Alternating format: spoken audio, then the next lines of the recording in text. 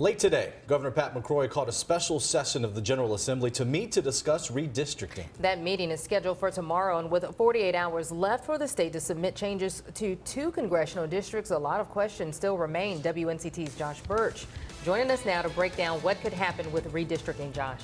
Well, Angela, there's a proposed redistricting map that would change the districts of where some people in the East can vote. The problem is some absentee ballots in the affected districts have already been sent in. They've just told us to go ahead with the election as is. Dave Davis and the Pitt County Board of Elections are in the same boat as every other county, waiting for orders from the state.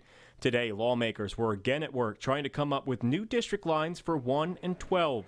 This is what the proposed plan for District 1 would look like, removing counties like Lenoir, Beaufort, and Craven completely. Davis says many voters aren't even aware of the changes.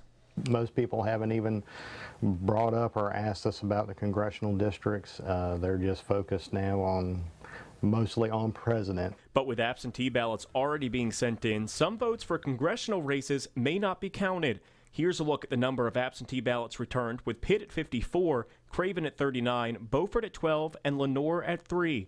Bertie County only has 1 return so far, and Greene, Martin, and Washington have none. Voters sending in absentee ballots have until 5 p.m. 7 days before Election Day to submit their ballots.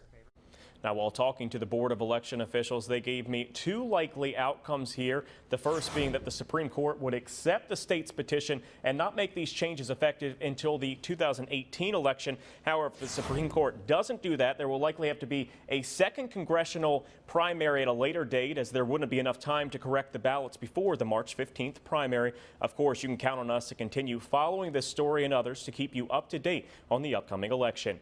Josh Birch, 9 on your side. Thank you, Josh. The North Carolina Republican Party released a statement earlier today on the newly proposed congressional districts, applauding Chairman Lewis and Rucho for drawing fair and legal congressional maps.